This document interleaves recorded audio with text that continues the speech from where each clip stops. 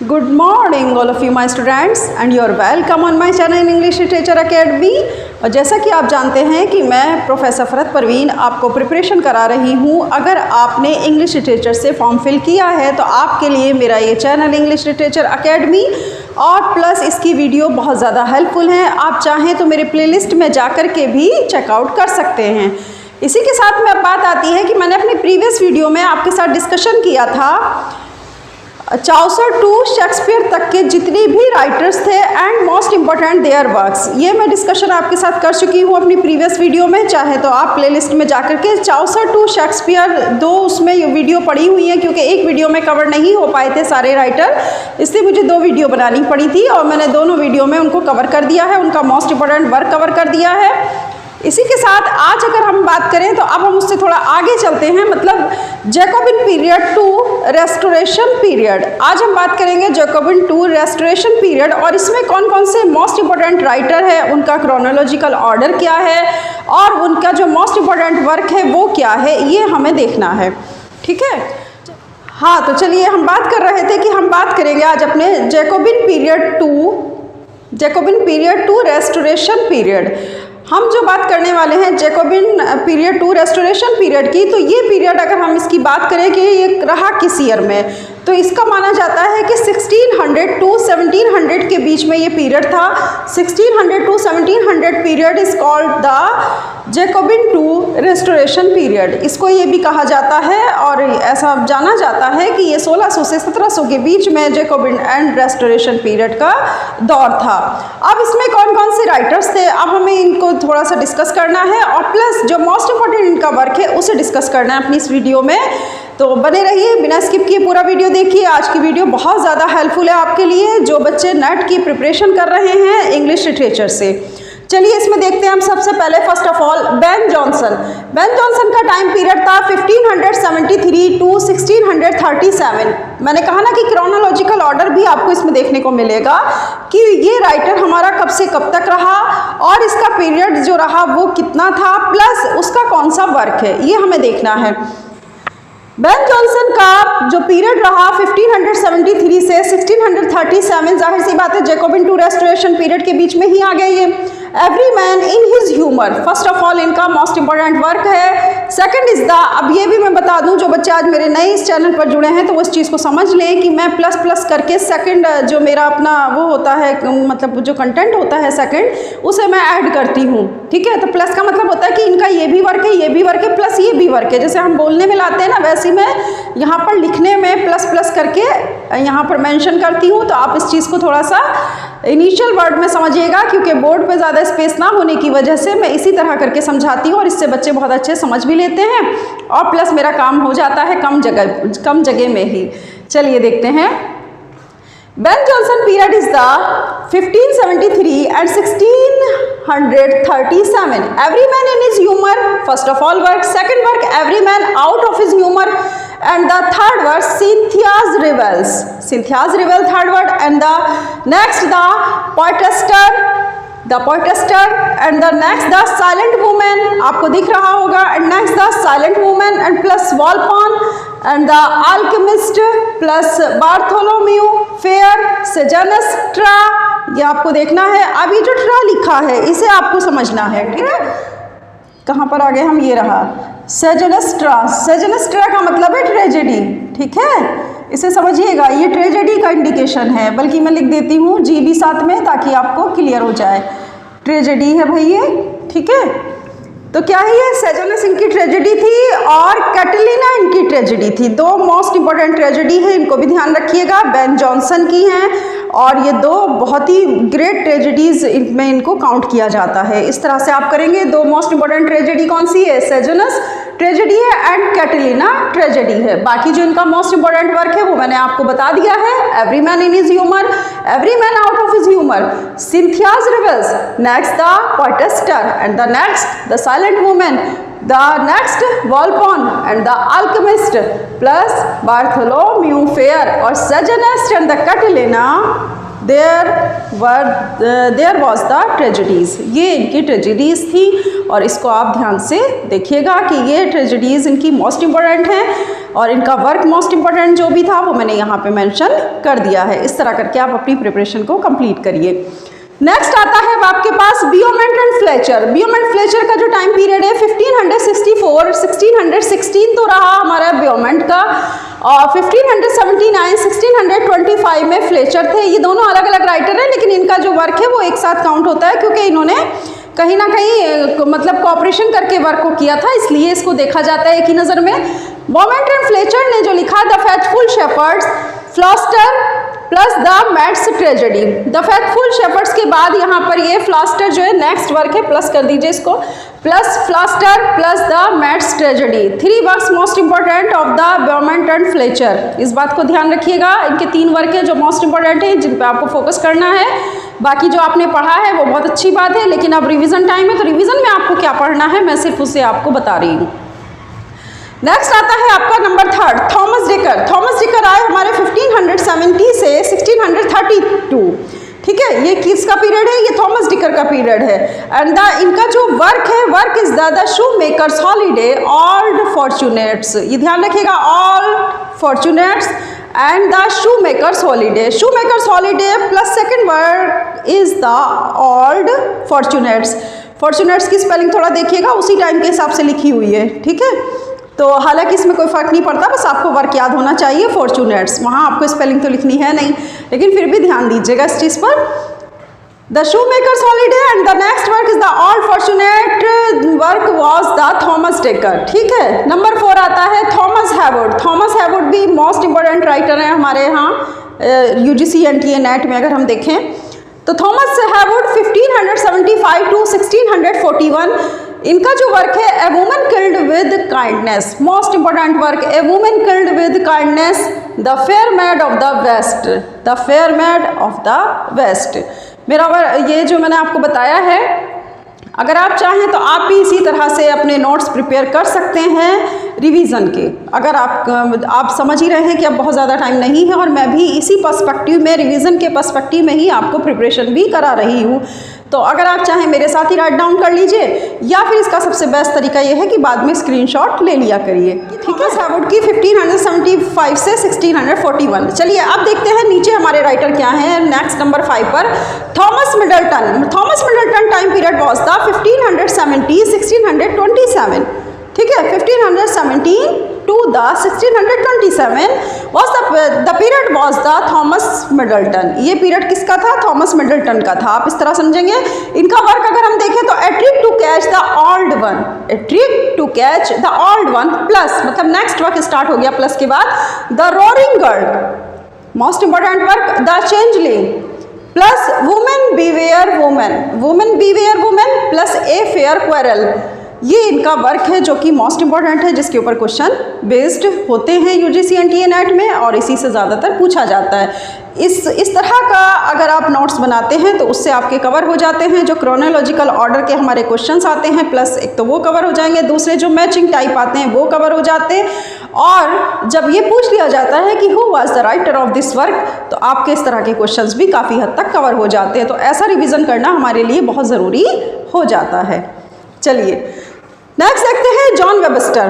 John Webster की बात करें तो 1580 से 1632 के बीच में जॉन वेबस्टर रहे।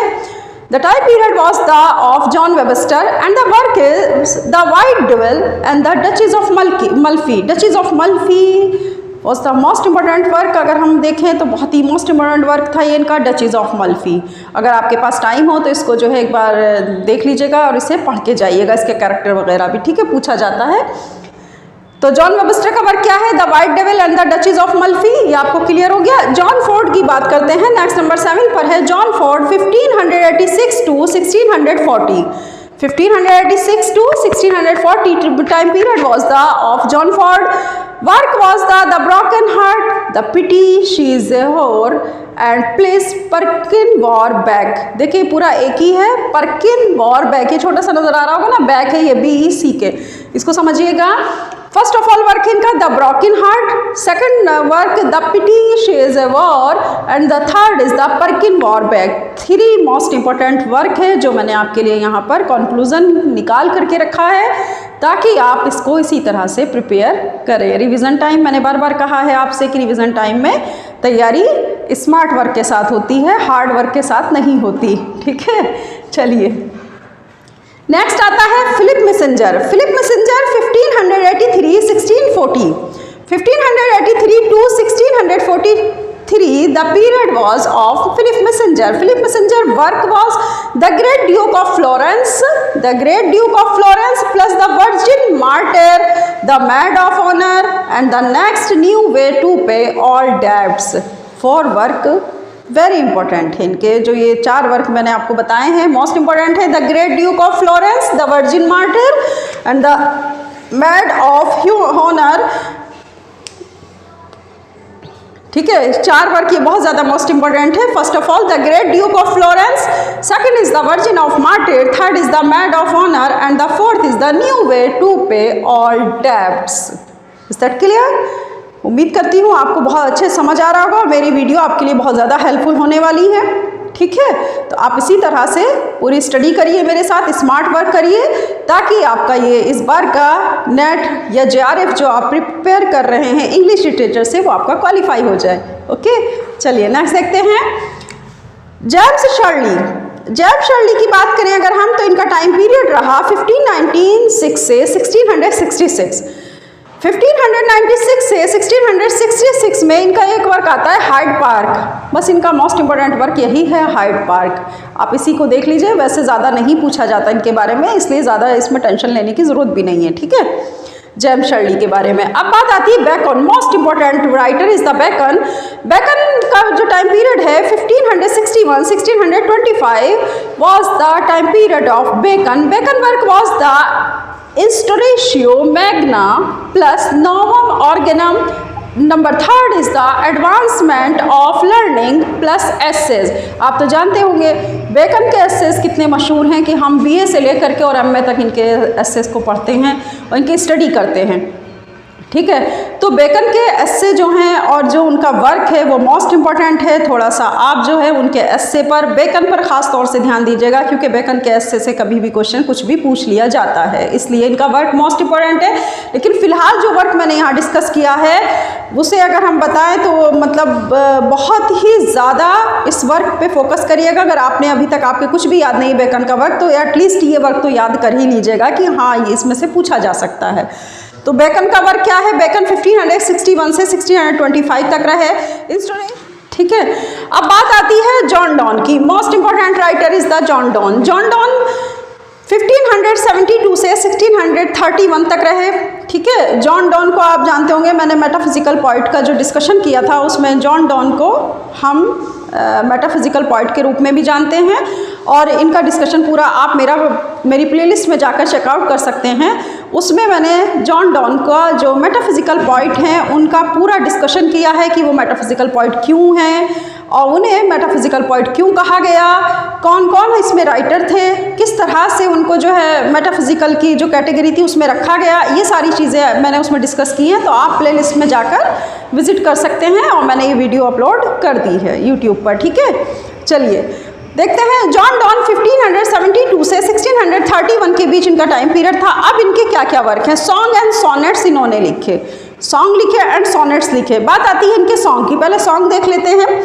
सॉन्ग है ए वैलिडिक्शन फॉरबिडिंग मॉर्निंग, सबको अच्छे से याद होगी, BA में सबने पढ़ी होगी, ये BA की पोयम है, मैं खुद पढ़ाती हूँ इसलिए मुझे पता है। ठीक है, तो ये जो पोयम है आपकी ए वैलिडिक्शन फॉरबिडिंग मॉर्निंग, ये poem plus the canonization, most important poem है the canonization, and to his mistress going to bed. ये मोस्ट इंपॉर्टेंट वर्क इनका जो है मैं डिस्कस कर रही हूँ आपके साथ में। To his mistress going to bed plus the flea, the anniversary, the flea अलग है और प्लस द एनिवर्सरी अलग है, ये अलग वर्क है वो अलग है। ठीक है, द फ्ली अलग है एंड प्लस द एनिवर्सरी ये वर्क अलग है, मतलब ये इनका सॉन्ग अलग है। The sun rising and the Twickenham garden ये वर्क इनका नेक्स्ट है, एंड बाल्थनेटोज इनका नेक्स्ट वर्क है। ये पूरे सॉन्ग है इनके जितने भी मैंने यहाँ पर दिखाए हैं, देखिए सॉन्ग लिखा भी है, कि सॉन्ग आपके कौन कौन से हैं और सोनेट्स कौन से हैं। इनका ज़्यादातर जो मोस्ट मतलब इम्पोर्टेंट वर्क है वो सॉन्ग एंड सोनेट्स है, और लिखे भी इन्होंने ज़्यादा सॉन्ग और सोनेट्स ही है। मेटाफिजिकल पोइट भी हैं, इस चीज़ को भी आप ध्यान रखिएगा। इनके सॉन्ग कौन कौन से इंपॉर्टेंट है वो मैंने आपके साथ डिस्कस किए हैं, और अभी सोनेट कौन कौन से इंपॉर्टेंट है वो आपके साथ डिस्कस मैं करने वाली हूँ। देखिए, सॉन्ग है a valediction forbidding mourning the canonization and the next to his mistress going to bed and the flea and plus the anniversary and the sun rising and plus Twickenham garden ब्लैथ नोट्स। ये आपके क्या है, जॉन डॉन के song हैं। अब बात आती है सोनेट की।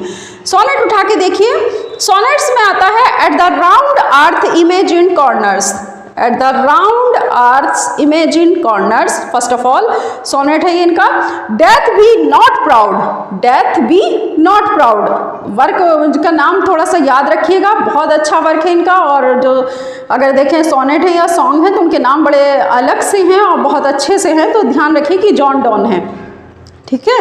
Eight the round earth imagine corners death be not proud. Number next है better my heart devotions upon emergent occasions, devotions upon emergent occasions. इस तरह करके आप इनके वर्क की स्टडी करेंगे। जितने भी राइटर मैंने आज आपके साथ डिस्कस किए हैं वो हैं आपके जैकोबिन टू रेस्टोरेशन पीरियड के। चाहे तो आप मेरे साथ साथ अपने नोट्स तैयार करते जाइए इसी तरह से, या फिर आप स्क्रीनशॉट ले लिया करिए। मैं बार बार कह रही हूँ, इस तरह अगर आप प्रिपरेशन करेंगे तो बहुत कम टाइम में आपकी बहुत ज़्यादा तैयारी होने वाली है, और इस तरह से आपका रिवीजन बड़ा अच्छा हो जाएगा। मैंने कहा ना कि बहुत सारे क्वेश्चंस आप नेट के एग्ज़ाम पेपर में जो है वो अटेम्प्ट कर सकते हैं अगर आप स्मार्ट वर्क करते हैं, ठीक है। चलिए, इसी के साथ अब मैं विदा लेती हूँ। नेक्स्ट वीडियो में फिर अच्छा सा कंटेंट लेकर, एक अच्छी वीडियो लेकर के, अभी तो जैकोबिन टू रेस्टोरेशन पीरियड के ही मैं सेकंड पार्ट लेकर के आऊँगी। कल आपके लिए ज़रूर वीडियो अपलोड करूँगी। अब मैं लगातार वीडियो अपलोड कर भी रही हूँ, आप देख भी रहे होंगे, क्योंकि ये बहुत ज़रूरी है ताकि आपकी स्टडी में कहीं से भी कोई इंटरप्रिटेशन ना हो और आप लगातार इसी तरह से प्रिपरेशन करते रहें। तो मेरी पूरी कोशिश है यही। दूसरी चीज़ देखिए, आप इस चैनल को अगर लाइक सब्सक्राइब और शेयर करते हैं तो हमें मोटिवेशन मिलता है। ज़्यादा से ज़्यादा शेयर करिए। वैसे भी मैं फ्री में प्रिपरेशन करा रही हूँ, किसी तरह का कोई पेमेंट या किसी भी तरह का पेड प्रमोशन मैं आपसे नहीं कर रही, और ना ही किसी मैं कोचिंग का जो है आपसे जो है मतलब एडवर्टाइजमेंट कर रही हूँ।